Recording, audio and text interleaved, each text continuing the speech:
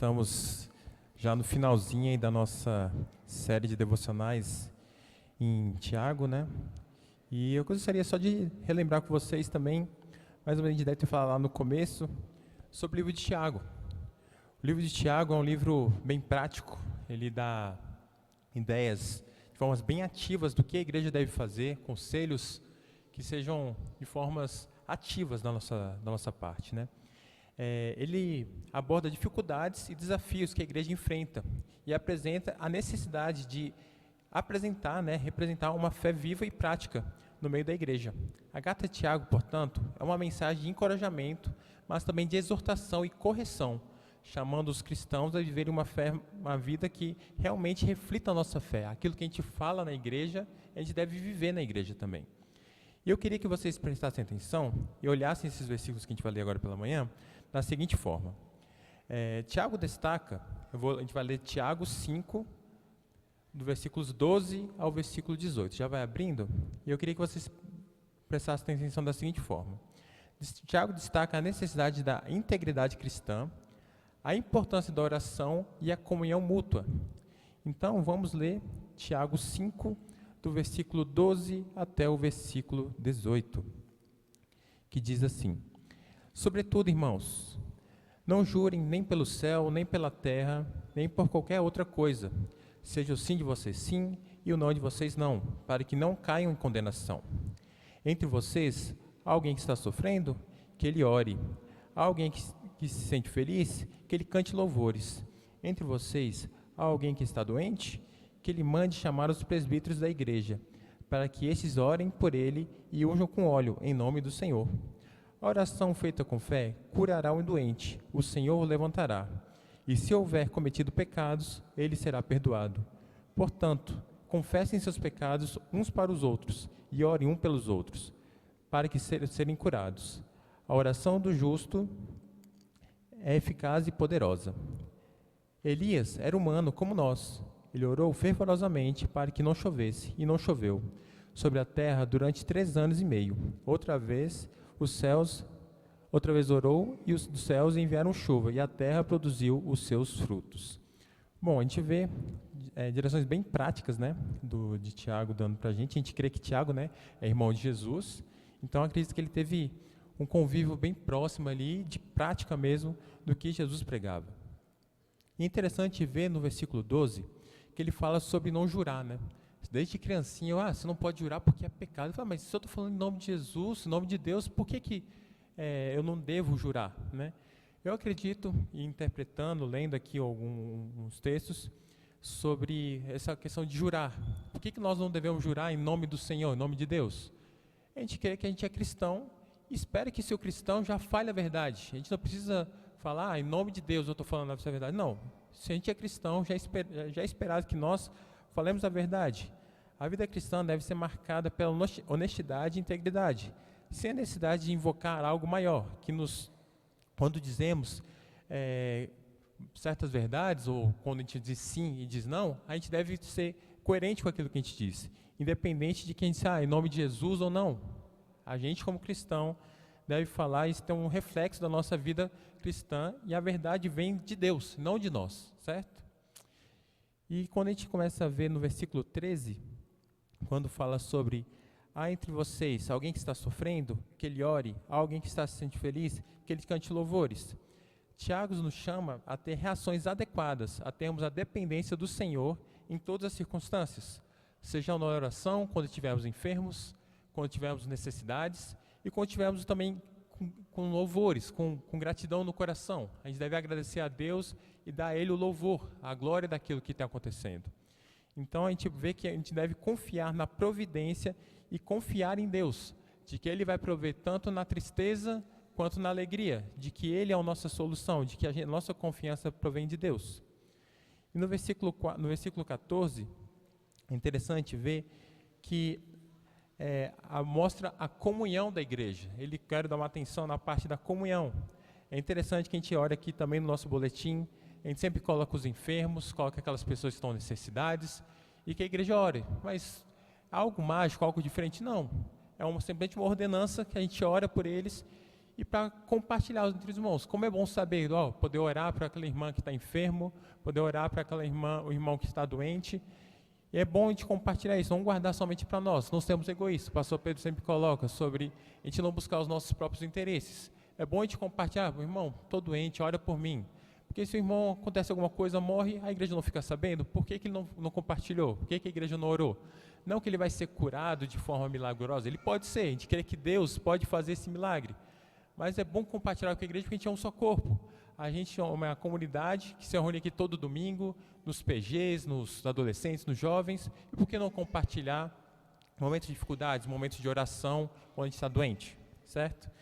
E é interessante ver que ele manda chamar os presbíteros da igreja. A gente tem presbíteros aqui hoje, por que não pedir oração por eles? Não que eles tenham uma unção diferente, mas eles são autoridades espirituais da nossa igreja, o pastor Pedro. Então é importante, se você está doente, se você está com uma dificuldade, peça aos irmãos da igreja, não somente aos irmãos, mas os presbíteros também, que são autoridades sobre a nossa vida. E ele fala, entre vocês alguém que está doente, que ele mande chamar os presbíteros da igreja, para que eles ungem com óleo em nome do Senhor. Não que o óleo seja uma unção diferente, ou tem um óleo miraculoso lá de Israel, já vi gente vendendo por não sei quantos R$1.000, um óleo que vem de Israel. Mas é somente uma representação, né, de que Deus, com graças a Deus por aquele momento. Então, não é a oração com óleo que vai fazer a diferença, mas a intenção e a necessidade de falar que Deus pode ou não responder às nossas orações. Às vezes a gente ora querendo a cura de um certo irmão e acaba não acontecendo a cura. Deus não ouviu as nossas orações? Ele com certeza ouviu, mas não necessariamente foi da vontade dele querer curar aquela pessoa. Então a gente tem que também entender que Deus é soberano sobre todas as coisas. Se ele cura ou não, Deus continua soberano. E a resposta vem dele. No versículo 15, a oração feita com fé curará o doente. O Senhor levantará, e se houver cometido pecados, ele será perdoado. É interessante pensar que a oração é uma coisa bem universal. Eu já fiz muitos evangelismos de porta em porta, quando eu estava no seminário, e muitas vezes as pessoas não queriam ouvir o evangelho, mas eu sempre insistia, eu posso fazer depois uma oração por você? E quase todas as pessoas aceitavam a oração. E eu perguntava, você tem alguma pessoa que está doente na família, algum filho, alguma coisa assim? E normalmente todo mundo aceitava a oração. Então é interessante a gente ver que a oração pode abrir portas para você pregar o evangelho, pode abrir portas para você falar de Deus para aquela pessoa, mesmo que aquela pessoa não queira ouvir o evangelho de fato. Você orar, você insistir numa oração, é bem legal, porque embora muita gente às vezes não tenha religião ou tenha religiões diferentes da nossa, a oração normalmente é sempre vista com bons olhos, né? Então é importante a gente orar para aquela pessoa e que até a nossa oração, quando a gente recebe a Cristo como nosso Salvador, a gente faz a oração, entrega o Senhor a minha vida, reconheço os meus pecados. Então a oração, de fato, é uma comunicação direta com Deus, né? Não tem um intermediário ali, é Deus, e nós falando assim de forma direta. Então a oração é pelo meio pelo qual Deus demonstra a sua graça para com a sua igreja. Devemos confiar que Deus tem o poder de curar o doente e para o perdão de nossos pecados, e que Deus é soberano sobre todas as coisas. Então, se a gente entender que a oração ela é uma forma de a gente comunicar com Deus diretamente, a gente pode abrir o coração, a gente pode confessar os nossos pecados e a gente pode ser perdoado. No versículo 16, portanto, confesse seus pecados uns para os outros, orem um para os outros para serem curados. A oração de um justo é poderosa e eficaz. É muito interessante esse texto sobre a confissão e a oração mútua da comunidade. Toda quinta-feira, a gente tem aqui os adolescentes, e muitas vezes a gente chega aqui meio cansado, finalzinho da semana já, e às vezes é um momento que eu tenho às vezes de compartilhar com o Fernando, com a Mari, com a Carol, sobre dificuldades, até com os próprios adolescentes. E como é bom a gente compartilhar as nossas dificuldades, pedir oração, falar, irmão, cara, tá difícil, essa situação na minha vida, tá assim, tá daquela forma, e não tá fácil. E esse simples compartilhar, esse simples oração mútua ali, cara, como faz diferença a gente saber que a gente não está sozinho, que a gente tem um irmão que se importa, que está ali, e que Deus coloca aqui na própria palavra dele, de confessar os nossos pecados uns para com os outros, para que sejamos perdoados. Às vezes você está com dificuldade em tal área, confessa o seu pecado para aquele seu irmão que você tem confiança, que você sabe que é crente, que ele vai te ajudar, vai te dar bons conselhos, e vai ser uma forma de, não de cobrança, mas de você prestar contas para aquele irmão, que você possa fortalecer a sua fé, fortalecer a sua vida com essa confissão de pecados. E a confissão de pecados e a intercessão são meios de edificação e cura dentro da igreja cristã. A confissão mútua e a oração reforçam a unidade da igreja como corpo de Cristo. Compartilhar dificuldades, confissão de pecados, podem ser um grande meio pelo qual Deus pode agir em nosso meio. A gente não pode pensar apenas que a gente está com, só eu tenho esse pecado. Outros irmãos pecam também, e a gente compartilhar e fortalecer uns aos outros, cara, isso é sensacional. E podemos vencer o pecado, a gente pode vencer aquele vício, pode melhorar e fazer uma igreja mais saudável por conta de apenas uma confissão, um compartilhar de pecados. E vendo versículos 17 e 18. Elias era humano como nós. Ele orou fervorosamente para que não chovesse, e não choveu sobre a terra durante 3 anos e meio. Outra vez, os céus enviaram chuva e a terra produziu seus frutos. A gente vê Elias foi transladado, né? Ou seja, ele foi um cara exemplar na sua conduta, por ter sido arrebatado ali, sem precisar passar pela morte. E visto que ele orou, não que a gente vai orar hoje, vai mover montanhas, vai parar de chover, Deus pode fazer isso? Com certeza. Ele tem poder para fazer todas essas coisas.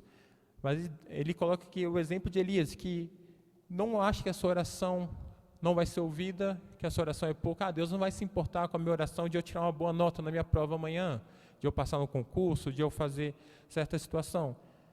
Mas Deus nos mostra na sua palavra que é possível sim, Deus fazer milagres, coisas impossíveis para o homem, mas que para Deus não é impossível. E ver que Deus exige de nós uma confiança nele. Porque se a gente não ora, como é que a gente vai confiar que Deus é soberano sobre as nossas vidas? Então devemos orar, colocar os nossos pedidos, nossas necessidades nas mãos de Deus. Do mais simples ao mais complexo, Deus se importa e Deus vai ouvir as nossas orações. E para concluir, como cristãos, somos chamados a uma vida de fé viva, como Tiago nos mostra na sua carta. Praticando a oração, ajudando mutuamente e confiando na soberania de Deus em todas as coisas. Ou seja, Deus nos mostra nesses versículos que a oração ela é eficaz, é poderosa. Que a oração mútua, o compartilhamento das suas dificuldades, a oração de enfermos, dos presbíteros sobre nós, ela é eficaz. E que nós devemos confiar que Deus, apesar das nossas falhas, Ele é soberano e Ele é fiel, e que Ele não vai falhar e que Ele é soberano sobre todas as coisas. Que Deus nos desafia a orarmos, seja nos nossos pensamentos, até com gemidos inexprimíveis. Deus sonda e Deus sabe o que acontece no nosso coração. E que possamos aprender, como o Tiago disse na carta, sobre, acho que o principal que eu queria focar aqui é na oração, na comunhão entre os irmãos, no confessar pecados uns aos outros, de podermos compartilhar. É bom lembrar, poxa, o irmão falou para mim que eu estava com dificuldade em tal coisa, vou orar por ele. Assim como a gente coloca os enfermos aqui na igreja, aqui no nosso boletim, pergunte para o seu irmão hoje à noite, uma pessoa que está mais próxima com você depois, se tem algum motivo de oração, e ore por ele. É uma prática, uma meditação, e até para a gente conseguir melhorar o nosso tempo. A gente ora tão pouco, né? Às vezes é tão difícil a gente orar, às vezes só no final do dia ali, antes de dormir, ou durante o dia quando se acorda ali, pedindo alguma coisa. A gente possa ter uma vida prática de oração, assim como a gente está sendo desafiado durante esse mês até para a Assembleia que vai ter sobre oração e jejum. Coloque isso na sua vida, que a gente possa realmente ser uma igreja onde a gente tenha a comunhão ao ponto de entendermos e confessar os nossos pecados e sermos mais fortes. Amém? Senhor Deus, te oramos, Senhor, e te pedimos, Pai, misericórdia sobre nós, que a gente possa entender, Pai, o poder da oração e possamos, Deus, confiar de que o Senhor é soberano, de que o Senhor é poderoso para responder, para curar, para fazer milagres, Senhor, mas que possamos confiar também na sua soberania, de que o Senhor respondendo na oração, o Senhor continua no controle de todas as coisas. Ajude cada um de nós, Senhor Deus, na confissão dos nossos pecados, na oração, Pai, um pelos outros. Que a oração também sirva para fortalecer os nossos laços, aumentar, Pai, a comunhão da igreja, Pai. E assim podemos glorificar o seu santo nome, Deus. Ajuda cada um aqui nas suas dificuldades, nos seus pecados, Senhor Deus, que eles possam ser constrangidos, Senhor, e assim glorificarmos o Teu nome, Pai. Aos que estão enfermos, que sejam curados, aos que estão, Pai, necessitados, Pai, que possam, Pai, ser supridos por Ti, Senhor. E possamos, Deus, e crescer cada vez mais, Deus, na comunhão, na oração, Pai, mútua, no compartilhamento de todas as coisas que acontecem em nossas vidas, Senhor. E assim oramos no nome do Seu Filho amado Jesus. Amém.